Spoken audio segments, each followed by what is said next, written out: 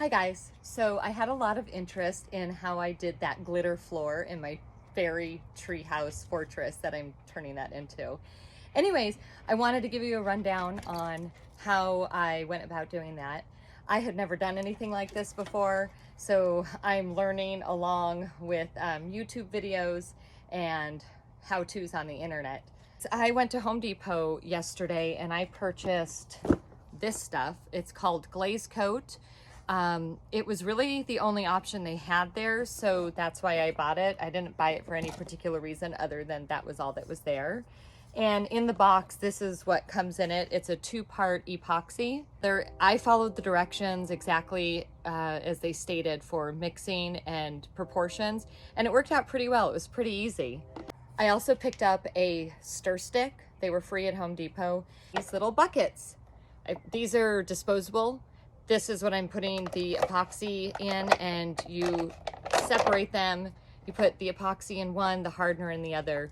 Same exact amount. Each epoxy is different. You just have to follow the directions. It's really easy. Over to Michael's, and I got this glitter. And this is the color I chose because I wanted something really fun. Pink's my favorite color. It was the highest sparkle that I could find. So that's what I got from Michael's. That said, I will take you up to the treehouse. I have to do another coat today, so I will show you guys how I do that. A lot of you had asked what the treehouse looked like from the outside, so this is it behind me. Right here is an outdoor kitchen that was existing when we bought the house. So is the treehouse, but the treehouse hadn't had anything done inside, so the flooring was just plywood. Everything's exposed. Okay, and now into the treehouse. This is the door. I'm actually going to make a door out of wood for it. This is the inside of the treehouse. I plan on putting insulation in here and then drywalling. I'm going to paint it and get it very whimsical, very girly, lots of pink. And here is the floor.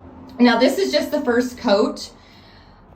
I love how shiny it is, but as you can see, there are some places where I do need to fill in more glitter. All right, so we're in the treehouse now. Yay! It is not done yet. However, I have to sand the floor before I put on another coat, is what I learned today. I have my trusty Craftsman sander and some 220 grit sandpaper. The website called for 320. But I'm not gonna go buy 320. I've got 220 on hand. That's what I'm gonna use. I'm cheap. So here we go.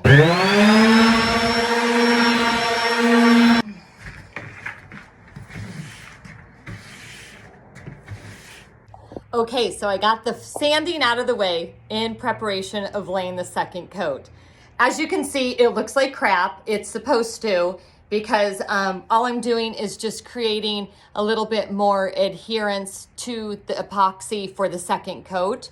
At least that's what the website says, or one of the websites. I don't know, I've looked at a lot of websites about epoxy coat flooring today. I forgot to mention that the size of the floor that I'm doing is 48 square feet. So keep that in mind when you go to buy your epoxy or whatever flooring you decide to do. Just have your measurements on hand.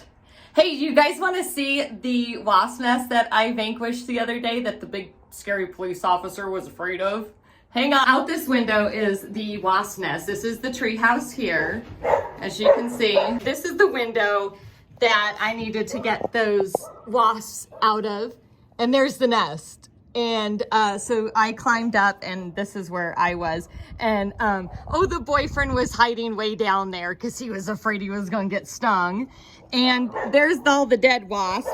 If you're looking for an alternative to poison to kill those wasps, I used a whole bunch of Dawn dish soap and put it in a spray bottle with hot water. It worked like a charm. They died within seconds, or they were so immobilized they fell and then died. I don't know. It was really fun to watch. I know that's not nice to say, poor bugs, but they died and now they're not in my tree house. Now it's time to mix the epoxy and the hardener and the glitter.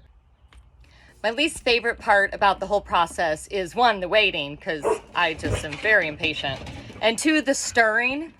It is about 6 minutes of constant stirring. Apparently, if you don't stir it correctly, then it just stays soft forever. And I don't like doing things twice. So I'm gonna be sure to stir it really well.